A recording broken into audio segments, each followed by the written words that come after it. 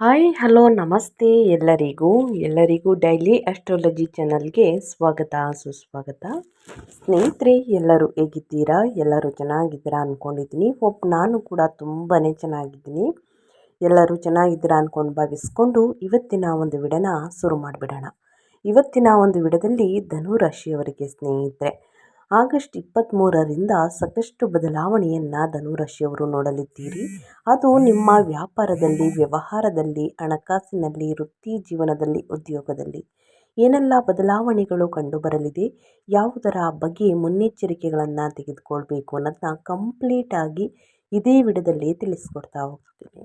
ಇದನ್ನೆಲ್ಲ ಕಂಪ್ಲೀಟಾಗಿ ಧನುರಾಶಿಯವರು ತಿಳ್ಕೋಬೇಕು. ಸಣ್ಣ ಪುಟ್ಟ ಪರಿಹಾರಗಳನ್ನೆಲ್ಲ ಫಾಲೋಅಪ್ ಮಾಡಬೇಕು ಅಂದರೆ ಎಲ್ಲೂ ಕೂಡ ವಿಡಿಯೋನ ಸ್ಕಿಪ್ ಮಾಡಬಾರ್ದು. ಅಂದರೆ ವಿಡಿಯೋನ ಕಟ್ ಮಾಡಿ ಓಡಿಸ್ಕೊಂಡೋಗಿ ನೋಡ್ತೀನಿ ಅಂದರೆ ಫುಲ್ ಇನ್ಫಾರ್ಮೇಷನ್ ಅರ್ಥ ಆಗಲ್ಲ. ಸೊ ಹಾಗಾಗಿ ಎಲ್ಲ ವಿಡಿಯೋದಲ್ಲೂ ತಿಳಿಸ್ತಾ ಇರ್ತೀನಿ. ಮೊದಲಿಂದ ಕೊನೆ ತನಕ ಸಂಪೂರ್ಣವಾಗಿ ವಿಡಿಯೋವನ್ನು ವಾಚ್ ಮಾಡಿ. ವಿಡಿಯೋದಲ್ಲಿ ಒಳ್ಳೆ ಮಾಹಿತಿ ಸಿಕ್ಕಿದ್ದಲ್ಲಿ, ಈ ವಿಡಿಯೋ ಯೂಸ್ಫುಲ್ ಅನಿಸಿದ್ದಲ್ಲಿ ವಿಡಿಯೋಗೆ ಲೈಕ್ ಮಾಡೋದನ್ನ ಮರ್ತಿದ್ರೆ ಲೈಕ್ ಮಾಡಿ. ಇನ್ನೂ ನನ್ನ ಚಾನಲ್ನ ಸಬ್ಸ್ಕ್ರೈಬ್ ಮಾಡ್ಕೊಂಡಿಲ್ಲ ಅಂದರೆ ಡೈಲಿ ಆಸ್ಟ್ರಾಲಜಿಗೆ ಸಬ್ಸ್ಕ್ರೈಬ್ ಆಗಿ ಇದೇ ರೀತಿ ಪ್ರತಿನಿತ್ಯ ನಿಮ್ಮ ರಾಶಿ ಭವಿಷ್ಯವನ್ನು ತಿಳಿಸ್ಕೊಡ್ತಾ ಹೋಗ್ತೀನಿ. ಯಾರೆಲ್ಲ ಸಬ್ಸ್ಕ್ರೈಬ್ ಮಾಡಿಕೊಂಡು ವಿಡಿಯೋವನ್ನು ವಾಚ್ ಮಾಡ್ತಿದ್ದೀರಾ ಅಂಥವರಿಗೆ ಥ್ಯಾಂಕ್ ಯು ಸೋ ಮಚ್ ಅಂತ ಹೇಳ್ತಾ ವಿಡಿಯೋದ ಕಡೆ ಗಮನ ಕೊಟ್ಬಿಡೋಣ. ಕಮೆಂಟ್ ಬಾಕ್ಸಲ್ಲಿ ಓಂ ಸಿದ್ದಪ್ಪಾಜಿ ನಮಃ ಅಂತ ಕಮೆಂಟ್ ಮಾಡಿ. ದೊಡ್ಡವರ ಆಶೀರ್ವಾದ ನಿಮ್ಮ ಮೇಲಿರಲಿ ಸ್ನೇಹಿತರೆ. ಕಷ್ಟ, ಸಮಸ್ಯೆ, ಅಡಚಣೆ ಎಲ್ಲವೂ ಕೂಡ ಸಂಪೂರ್ಣವಾಗಿ ನಿವಾರಣೆಯಾಗಲಿ ಅಂತ ಕೇಳ್ಕೊತಾ ವಿಡಿಯೋದ ಕಡೆ ಗಮನ ಕೊಟ್ಬಿಡೋಣ. ಧನುರಾಶಿಯ ಮೇಲೆ ಗ್ರಹಗಳ ಪ್ರಭಾವ ಹೇಗಿರಲಿದೆ, ಕುಟುಂಬ, ಆರೋಗ್ಯ, ಉದ್ಯೋಗ, ವ್ಯಾಪಾರದಲ್ಲಿ ಏನೆಲ್ಲ ಬದಲಾವಣೆಗಳು ಕಂಡುಬರಲಿದೆ, ಯಾವುದರಲ್ಲಿ ಶುಭವನ್ನು ನೋಡಲಿದ್ದೀರಿ, ಯಾವುದರಲ್ಲಿ ಅಶುಭ ಉಂಟಾಗಲಿದೆ, ಯಾವ ವಿಷಯದ ಬಗ್ಗೆ ಧನುರಾಶಿಯವರು ಎಚ್ಚರಿಕೆ ವಹಿಸಬೇಕು ಅನ್ನೋದನ್ನ ನೋಡ್ತಾ ಹೋಗೋಣ ಬನ್ನಿ. ಹೌದು ಸ್ನೇಹಿತರೆ, ಮೊದಲನೇದಾಗಿ ವೃತ್ತಿ ಜೀವನದ ಬಗ್ಗೆ ಹೇಳೋದಾದರೆ, ಕೆಲಸವನ್ನು ಮಾಡುವಂತಹ ಧನುರಾಶಿಗೆ ಸೇರಿದ ಜನರಿಗೆ ಈ ತಿಂಗಳಿಂದ ಉನ್ನತ ಪದವಿ ಪಡೆಯಬೇಕೆಂದು ನೀವು ಬಹಳ ಸಮಯದಿಂದ ಕಾಯುತ್ತಿದ್ದರೆ ಈ ಅವಧಿಯು ನಿಮಗೆ ಬಹಳ ಅಂದರೆ ಬಹಳ ಶುಭವಾಗಿರುವುದು. ಹಾಗೆ ಈ ಸಂದರ್ಭದಲ್ಲಿ ಧನುರಾಶಿಗೆ ಸೇರಿದ ಜನರಿಗೆ ಸಂಬಳದಲ್ಲಿಯೂ ಕೂಡ ಸಾಕಷ್ಟು ವೃದ್ಧಿಯಾಗುವುದು. ಇದರೊಂದಿಗೆ ನಿಮ್ಮ ಹಿರಿಯ ಅಧಿಕಾರಿಗಳೊಂದಿಗೆ ಉತ್ತಮ ಸಂಬಂಧವನ್ನು ಹೊಂದಲು ಸಾಧ್ಯವಾಗಲಿದೆ. ವ್ಯವಹಾರವನ್ನು ಮಾಡುವಂತಹ ಧನುರಾಶಿಗೆ ಸೇರಿದವರಿಗೆ ಈ ಅವಧಿಯು ಲಾಭದಾಯಕವಾಗಿರಬಹುದು. ಈ ಸಂದರ್ಭದಲ್ಲಿ ಹೊಸ ಹೂಡಿಕೆಯನ್ನು ಮಾಡುವುದರಿಂದ ಮತ್ತು ವ್ಯಾಪಾರ ವ್ಯವಹಾರವನ್ನು ವಿಸ್ತರಿಸುವುದರಿಂದ ಉತ್ತಮ ಲಾಭ ದೊರಕಲು ಇದು ಸಾಕಷ್ಟು ಅನುಕೂಲಕರ ಸಮಯವಾಗಿರುವುದು.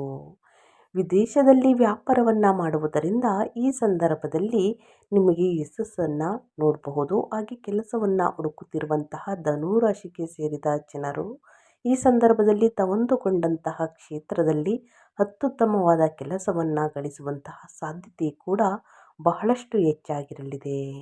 ಒಟ್ಟಾರೆಯಾಗಿ ಹೇಳಬೇಕು ಅಂದರೆ ಸಾಕಷ್ಟು ಬದಲಾವಣೆಯನ್ನು ನೋಡಲಿದ್ದೀರಿ. ಈ ತಿಂಗಳಿಂದ ಧನುರಾಶಿಗೆ ಸೇರಿದ ಜನರು ಸ್ವಲ್ಪ ಅಡಚಣೆಗಳನ್ನು ಎದುರಿಸುವರು. ಆದರೆ ಈ ತಿಂಗಳ ನಂತರ ವ್ಯಾಪಾರದಲ್ಲಿ ಲಾಭಕ್ಕಾಗಿ ಉತ್ತಮ ಅವಕಾಶ ಮತ್ತು ಹೊಸ ಜವಾಬ್ದಾರಿಗಳು ಕೂಡ ಲಭಿಸಬಹುದಾಗಿದೆ. ಏನೆಲ್ಲ ಬದಲಾವಣೆಯನ್ನು ನೋಡಲಿದ್ದೀರಿ ನಿಮ್ಮ ವೃತ್ತಿ ಜೀವನದಲ್ಲಿ ಅಂತ ಕಂಪ್ಲೀಟಾಗಿ ತಿಳಿಸ್ಕೊಟ್ಟಿದ್ದೀನಿ ಧನುರಾಶಿಯ ವ್ಯಕ್ತಿಗಳಿಗೆ. ಅದೇ ರೀತಿ ನಿಮ್ಮ ಹಣಕಾಸಿನ ಬಗ್ಗೆ ಹೇಳೋದಾದರೆ ಏನೆಲ್ಲ ಬದಲಾವಣೆಯನ್ನು ಹಣಕಾಸಿನಲ್ಲಿ ನೋಡಲಿದ್ದೀರಿ, ಯಾವುದರ ಬಗ್ಗೆ ಮುನ್ನೆಚ್ಚರಿಕೆಗಳನ್ನು ತೆಗೆದುಕೊಳ್ಬೇಕು ಅನ್ನೋದನ್ನ ನೋಡ್ತಾ ಹೋಗೋಣ. ಆರ್ಥಿಕ ದೃಷ್ಟಿಕೋನಕ್ಕೆ ಸಂಬಂಧಿಸಿದಂತೆ ಈ ಅವಧಿಯಲ್ಲಿ ಈ ರಾಶಿಗೆ ಸೇರಿದ ಜನರಿಗೆ ಧನ ಸಂಪತ್ತನ್ನು ಹೆಚ್ಚಿಸುವಂತಹ ಉತ್ತಮ ಅವಕಾಶಗಳು ಕೂಡ ದೊರಕಬಹುದು. ಆದರೆ ಈ ಸಮಯದಲ್ಲಿ ನಿಮ್ಮ ಖರ್ಚು ಕೂಡ ಹೆಚ್ಚಾಗುವಂತಹ ಸಾಧ್ಯತೆ ಇರುವುದರಿಂದ ಅನಗತ್ಯ ಖರ್ಚುಗಳನ್ನು ಮಾಡಬೇಡಿ. ಇದರಿಂದ ಬಹಳಷ್ಟು ಎಚ್ಚರಿಕೆ ವಹಿಸಬೇಕಾಗುತ್ತದೆ. ಮುಂದಿನ ದಿನಗಳಲ್ಲಿ ಹಣಕಾಸಿನ ಪ್ರಾಬ್ಲಮ್ ನೋಡಬೇಕಾಗುತ್ತದೆ. ಸೊ ಹಾಗಾಗಿ ಒಂದಷ್ಟು ಉಳಿತಾಯವನ್ನು ಮಾಡಿಟ್ಕೊಳ್ಳಿ ಸ್ನೇಹಿತರೆ. ಜೊತೆಗೆ ಈ ಅವಧಿಯಲ್ಲಿ ಧನುರಾಶಿಗೆ ಸೇರಿದ ಜನರು ಶುಭ ಕಾರ್ಯಗಳು ಅಥವಾ ಸಂಪತ್ತನ್ನು ಖರೀದಿಸುವುದಕ್ಕಾಗಿ ಹೆಚ್ಚಿನ ಹಣವನ್ನು ಖರ್ಚು ಮಾಡಬೇಕಾಗಿ ಬರಬಹುದು. ಈ ಅವಧಿಯಲ್ಲಿ ಧನುರಾಶಿಗೆ ಸೇರಿದ ಜನರು ತಮ್ಮ ಹಣವನ್ನು ಸಾಲವಾಗಿ ನೀಡಿದ್ದರೆ ಅದನ್ನು ವಾಪಸ್ಸು ಪಡೆಯುವಂತಹ ಸಾಧ್ಯತೆ ಇರುವುದು. ಹಾಗೆ ಸಂಪತ್ತಿಗೆ ಸಂಬಂಧಿಸಿದ ವಿವಾದಗಳಲ್ಲಿ ತೀರ್ಪು ನಿಮ್ಮ ಪರವಾಗಿ ಬರುವುದರೊಂದಿಗೆ ನೀವು ಯಶಸ್ಸನ್ನು ಗಳಿಸುವಿರಿ. ಇದರೊಂದಿಗೆ ಈ ತಿಂಗಳ ಕೊನೆಯ ದಿನಗಳಲ್ಲಿ ಧನುರಾಶಿಗೆ ಸೇರಿದ ಜನರಿಗೆ ಹೊಸ ವಾಹನ ಅಥವಾ ಮನೆಯನ್ನು ಖರೀದಿಸುವ ಯೋಗ ಕೂಡ ದೊರಕಬಹುದು.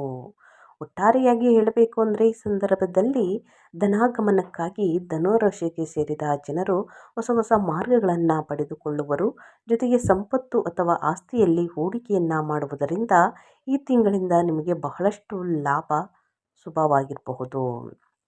ಇನ್ನು ಮೇಯ್ನಾಗಿ ನಿಮ್ಮ ಹೆಲ್ತ್ ಬಗ್ಗೆ ಹೇಳೋದಾದರೆ ನಿಮ್ಮ ಆರೋಗ್ಯದಲ್ಲಿ ಏನೆಲ್ಲ ಬದಲಾವಣೆಗಳು ಕಂಡುಬರಲಿದೆ ಅನ್ನೋದಾದರೆ ಧನುರಾಶಿಗೆ ಸೇರಿದ ಜನರು ಹಲವು ಆರೋಗ್ಯಕ್ಕೆ ಸಂಬಂಧಿಸಿದಂತೆ ಹಲವು ಸಮಸ್ಯೆಗಳನ್ನು ಎದುರಿಸುತ್ತಿದ್ದರೆ ಈ ಅವಧಿಯಲ್ಲಿ ನೀವು ದೀರ್ಘಕಾಲೀನ ಆರೋಗ್ಯ ಸಮಸ್ಯೆಗಳಿಂದ ಮುಕ್ತಿಯನ್ನು ಪಡೆಯಬಹುದಾಗಿದೆ.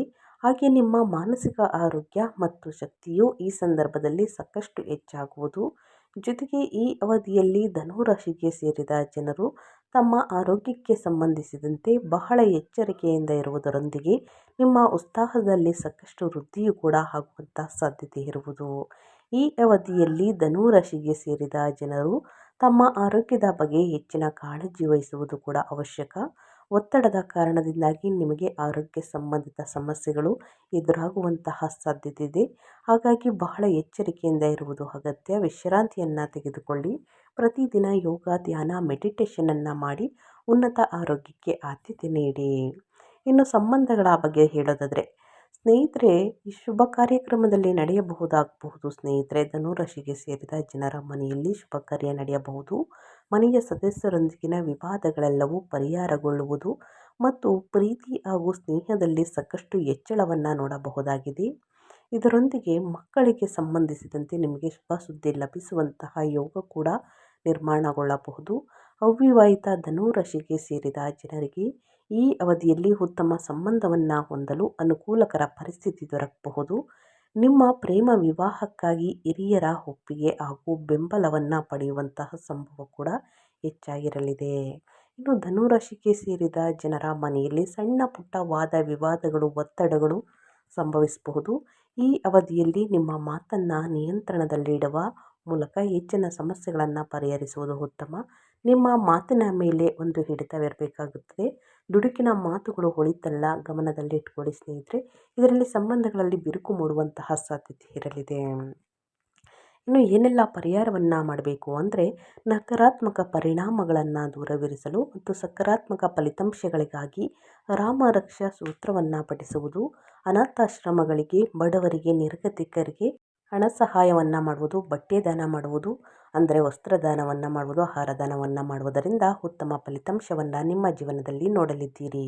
ನೀವು ಪೂಜಿಸಬೇಕಾದ ದೇವತೆಗಳು ದಕ್ಷಿಣಮೂರ್ತಿ ಮತ್ತು ದತ್ತಾತ್ರೇಯ. ಪ್ರತಿ ಗುರುವಾರ ದಕ್ಷಿಣಮೂರ್ತಿ ಅಥವಾ ಸಾಯಿಬಾಬಾ ಮಂದಿರಗಳಿಗೆ ಭೇಟಿ ನೀಡುವುದು ಉತ್ತಮ ಮತ್ತು ಬೇಳೆಕಾಳುಗಳನ್ನು ದಾನ ನೀಡುವುದು ಒಳ್ಳೆಯದು. ಇನ್ನು ವಿಷ್ಣು ಸಹಸ್ರನಾಮವನ್ನು ಪಠಿಸುವ ಮೂಲಕ ಅಡಚಣೆಗಳು ದೂರವಾಗುತ್ತದೆ. ಪ್ರತಿ ಶನಿವಾರ ಶನಿ ಚಾಲಿಸವನ್ನು ಪಠಿಸುವುದು ಮತ್ತು ಹನುಮಂತನಿಗೆ ಲಡ್ಡು ಅಥವಾ ತುಳಸಿ ಎಲೆಗಳನ್ನು ಅರ್ಪಿಸಿ. ಆದಷ್ಟು ಬಡ ವಿದ್ಯಾರ್ಥಿಗಳಿಗೆ, ಬಡವರಿಗೆ ಸ್ನೇಹಿತರೆ ನಿಮ್ಮ ಕೈಯಲ್ಲಾದಷ್ಟು ಸಹಾಯವನ್ನು ಮಾಡಿ. ಬಡ ವಿದ್ಯಾರ್ಥಿಗಳಿಗೆ ಪುಸ್ತಕಗಳು, ಶೈಕ್ಷಣಿಕ ವಸ್ತುಗಳನ್ನು ದಾನ ಮಾಡುವುದು ಒಳ್ಳೆಯ ಯೋಚನೆಯಾಗಿದೆ. ಈ ಸಣ್ಣ ಪುಟ್ಟ ಪರಿಹಾರವನ್ನು ಧನುರಾಶಿಯವರು ಮಾಡಿ ಸಮಸ್ಯೆಗಳು ಕಡಿಮೆಯಾಗಲಿದೆ ಸ್ನೇಹಿತರೆ. ತಪ್ಪದೆ ಮಾಡಿ ಅಂತ ಹೇಳ್ತಾ ವಿಡಿಯೋವನ್ನು ಎಂಡ್ ಮಾಡ್ತಾ ಇದ್ದೀನಿ. ಇವತ್ತಿನ ಒಂದು ವಿಡಿಯೋದಲ್ಲಿ ಸಂಪೂರ್ಣ ಮಾಹಿತಿ ಸಿಕ್ಕಿದ್ದಲ್ಲಿ, ಈ ವಿಡಿಯೋ ಯೂಸ್ಫುಲ್ ಅನಿಸಿದ್ದಲ್ಲಿ ವಿಡಿಯೋಗೆ ಲೈಕ್, ಕಮೆಂಟ್, ಶೇರ್ ಮಾಡಿ ನಿಮ್ಮ ಅಭಿಪ್ರಾಯವನ್ನು ತಿಳಿಸಿ. ನಿಮಗೂ ಮತ್ತು ನಿಮ್ಮ ಕುಟುಂಬಕ್ಕೆ ತುಂಬಾ ಒಳ್ಳೆಯದಾಗಲಿ. ಮತ್ತೊಂದು ವಿಡಿಯೋ ಜೊತೆ ಮತ್ತೊಂದು ಹೊಸ ಭವಿಷ್ಯದಲ್ಲಿ ಸಿಗ್ತೀನಿ.